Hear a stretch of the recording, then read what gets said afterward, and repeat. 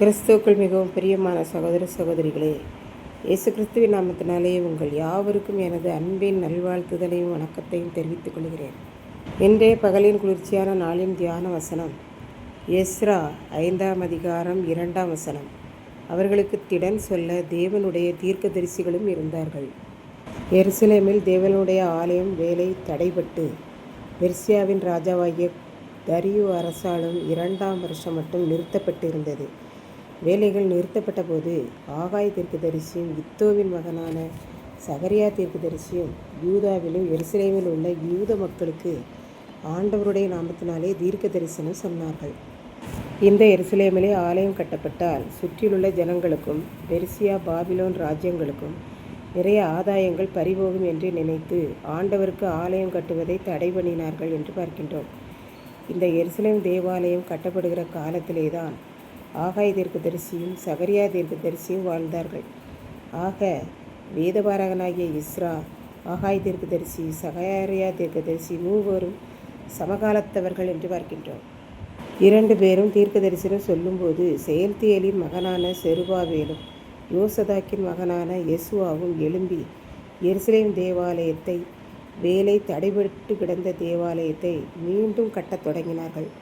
அவர்கள் எந்த விதத்திலும் கட்டுமான பணியிலிருந்து பின்வாங்கி விடாதபடி அவர்களுக்கு திடன் சொல்ல தேவனுடைய தீர்க்கதரிசிகளும் இருந்தார்கள். இந்த காலகட்டத்திலே தான் நைல் நதிக்கு இப்புறத்தில் இருக்கிற நாடுகளுக்கு அதிபதியாகிய தத்னா என்பவனும் சேத்தார் பொஸ்னாயும் அவர்களை சேர்ந்தவர்கள் எல்லாரும் எருசலேம் தேவாலயத்தை கட்டி கொண்டிருக்கிற இடத்திற்கு வந்து இந்த ஆலயத்தை கட்டவும் இந்த வேலையை மதிலை கட்டி எழுப்பவும் உங்களுக்கு கட்டளை கொடுத்தவன், அனுமதி கொடுத்தவன் யார் என்றார்கள். மனுஷர் எத்தனை தூரம் தடை செய்தாலும் நம்மாண்டவர் கட்டுமான பணிக்கு தடை வராதபடிக்கு தீர்க்கதரிசிகளையும் எழுப்பி தீர்க்கதரிசனம் சொல்லவும் முன்னணியில் நிற்பவர்களுக்கு திடன் சொல்வதற்கு தீர்க்கதரிசிகளையும் எழுப்பினார் என்று பார்க்கின்றோம். இப்படித்தான் ஒரு சபையில் ஒரு அம்மா இருந்தார்கள். அவர்களுக்கு ஒரே ஆதரவு அவர்களது கணவர்தான். இப்போது அவர்கள் கணவரும் இறந்து விட்டார். அதனால் அந்த அம்மாவுக்கு கண்ணை கட்டி காட்டில் விட்டது போலவும் இனி உலகத்தில் வாழ விருப்பமில்லது போலவும் இருந்தது. எப்பொழுதும் அழுது கொண்டும் பைத்தியம் போலவும் யோசித்து கொண்டே இருந்தார்கள். அவர்கள் வீட்டின் அருகில் ஒரு ஊழியரின் வீடு இருந்தது. அந்த வீட்டிலுள்ள ஊழியரின் மனைவி இதை அறிந்து கொண்டு தன்னுடைய வீட்டில் செய்யப்பட்ட உணவை நேரத்திற்கு நேரம் கொண்டு போய் கொடுத்து அவர்களுக்கு ஆறுதல் சொல்லிவிட்டு வருவார்கள். வேத வசனங்களை எல்லாம், ஆண்டவருடைய ஆறுதலான வார்த்தைகளை எல்லாம் பக்குவமாக எடுத்து சொல்லி ஆண்டவர் உங்களை எப்படியும் ஆறுதல் படுத்தி விடுவார் என்று திடன் சொன்னார்கள். அப்படியே 3 மாதம் கழிந்தது. காலப்போக்கில் தனக்கு சொல்லப்பட்ட ஆறுதல் வார்த்தைகளையும் ஆண்டவர் உங்களோடு இருக்கிறார் என்கிற வார்த்தைகளையும் மனதிலே கொண்டு வேதத்தை வாசிப்பதிலும் நேசிப்பதிலும் நேரத்தை செலவிட்டார்கள்.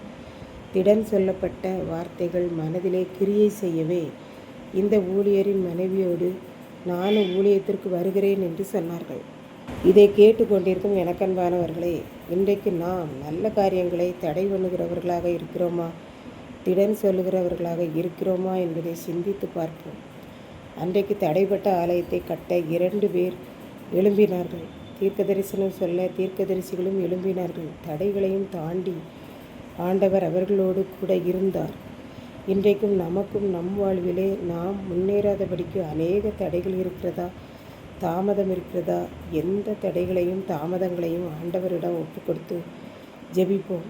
ஆண்டவர் நமக்கு திடன் சொல்ல எப்பொழுதும் ஆயத்தமாயிருக்கிறார். தடைகளை தாண்டி நமக்கு உதவி செய்வார். கர்த்தர் தாமே இந்த வார்த்தைகளை ஆசீர்வதிப்பாராக. ஆமென். ஜெபம். அன்பின் ஆண்டவரே, இந்த அருமையான நல்ல நாளுக்காக நன்றியோடு ஸ்தோத்திரிக்கிறேன். இப்பொழுதும் இந்த வார்த்தைகளை கேட்டுக்கொண்டு இருக்கிற ஒவ்வொரு பிள்ளைகளும் தடைகள் தாமதங்களை எல்லாம் உம்மிடத்திலே அர்ப்பணித்து ஜெபித்து ஆசீர்வாதங்களை பெற்றுக்கொள்ள உதவி செய்தரணும். மீட்பர் இயேசு கிறிஸ்துவின் நாமத்திலே தாழ்மையோடு வேண்டிக் கொள்கிறேன் பிதாவே. ஆமென்.